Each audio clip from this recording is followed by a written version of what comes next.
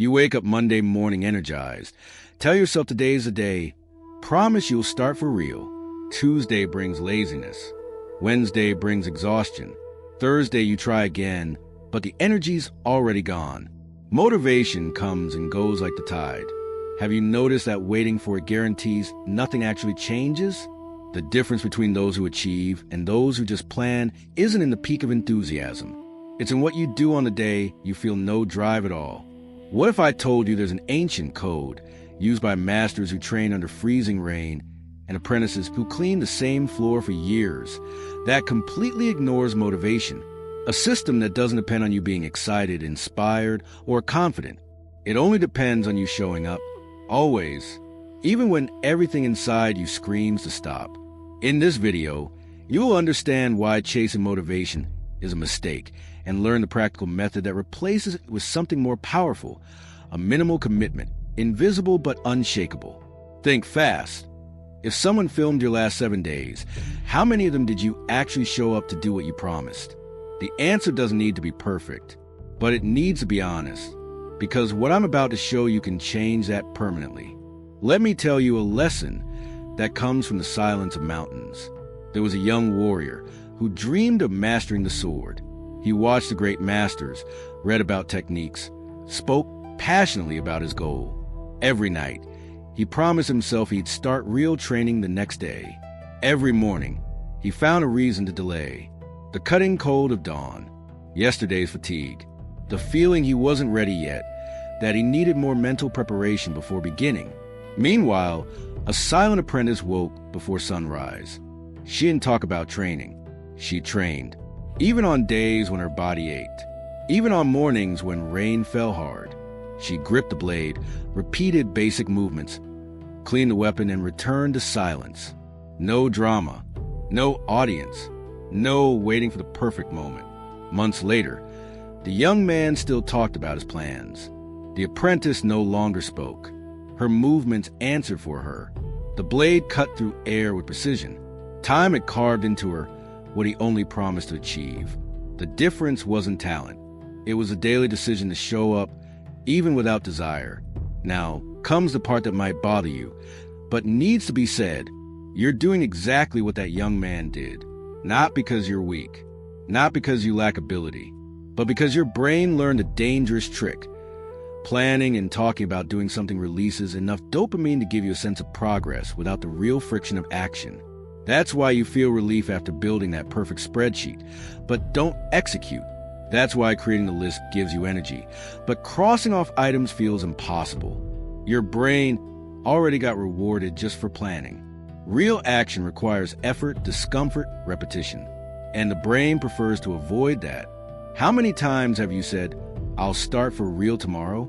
How many times did that tomorrow turn into weeks, months, years? This isn't lack of ability. It's a pattern that got installed, and patterns can be replaced. The good news, you don't need more motivation. You need less dependence on it. You need a system that works even when you're not inspired. Because here's the truth. Great results never come from great bursts of energy. They come from small actions repeated until they become part of who you are. There's an ancient word used by those who trained in silence, who carried heavy stones up mountains, who sharpened blades until their fingers bled. Gaman.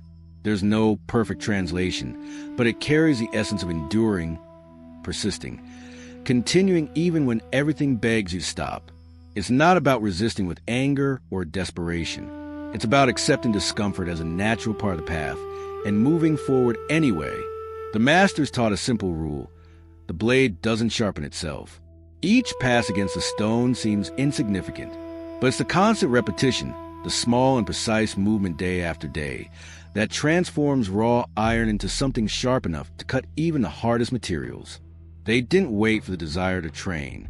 They trained because that's what they did. Period. Motivation was irrelevant. Commitment was everything. Here's the principle you'll apply. A sharp blade is a result of 1,000 small passes against a stone, not one great explosion of force. You don't need a perfect day. You need 100 imperfect but consistent days. Now comes the method that will replace your dependence on motivation with something concrete and applicable today. It's not complicated. It doesn't require radical change. It only requires you accept one truth. Small daily improvements beat big, delayed intentions.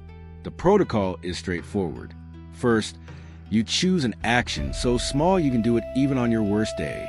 We're not talking about training for an hour. We're talking about 5 minutes. We're not talking about writing an entire chapter.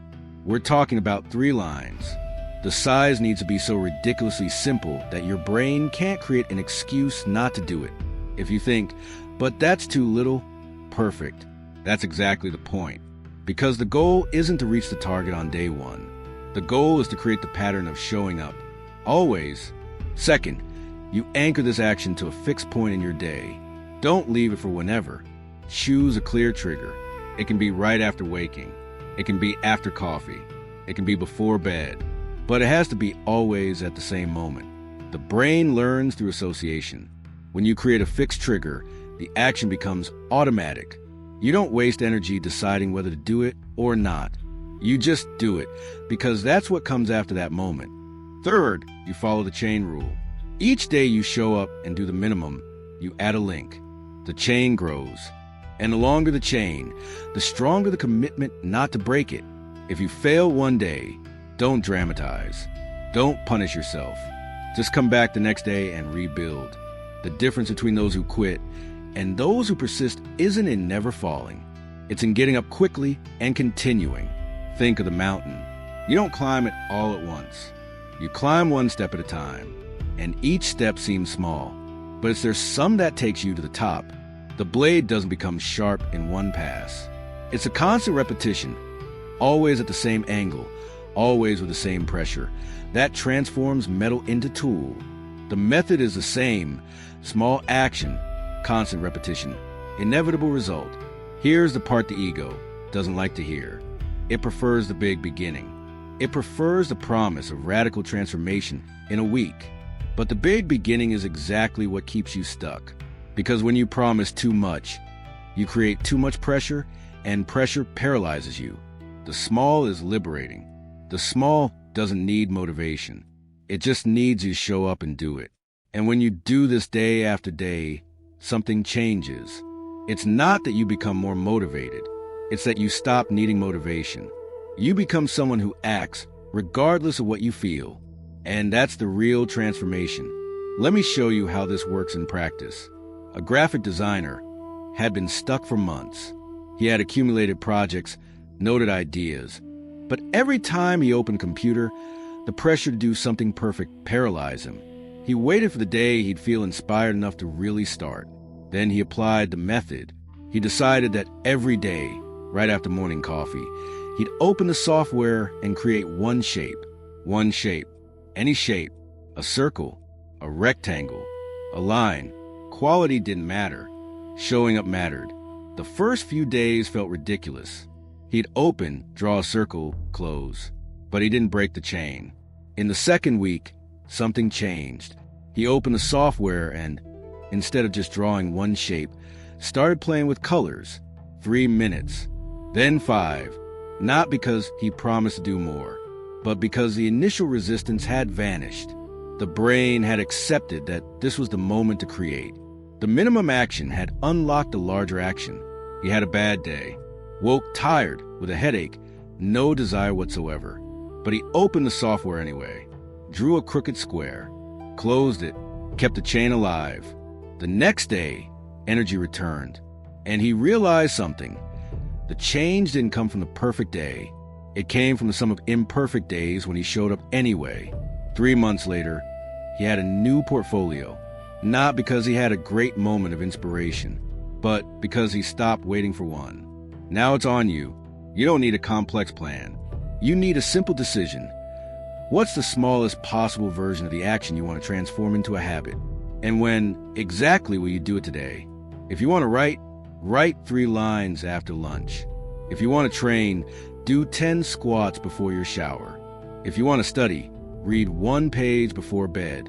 Size doesn't matter. What matters is that you do it. Now, today, without waiting for the perfect moment. And if this video brought you clarity, subscribe to the channel. Because here we don't sell dreams. We deliver methods. Hit like if you're going to apply this today. And comment below, what's going to be your small step today? I want to know. I'll leave you with some truths that need to be clear. Preparation without practice is just procrastination in disguise. Planning makes you feel productive. Acting makes you actually progress. Motivation is a feeling. Commitment is a decision. Feelings change. Decisions hold. You don't need more information. You need fewer excuses. Time will pass anyway. The only question is, 3 months from now, will you look back and see progress or just more delayed promises? The blade sharpens through repetition. The mountain climbs one step at a time. And you transform not on the day you felt inspired, but on the day you acted without inspiration. Come on, persist, endure, continue. That young warrior finally understood. He stopped waiting for the perfect day. Stopped promising he'd start tomorrow. He grabbed the sword, went out in the cold dawn, and made the first movement, and then the second, and the third. It didn't matter if it was perfect.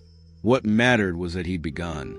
And more importantly, he came back the next day, and the next, and the next. The apprentice continued in silence. But now, she was no longer alone. So here's your instruction for today. It's not to plan. It's not to create lists. It's to act.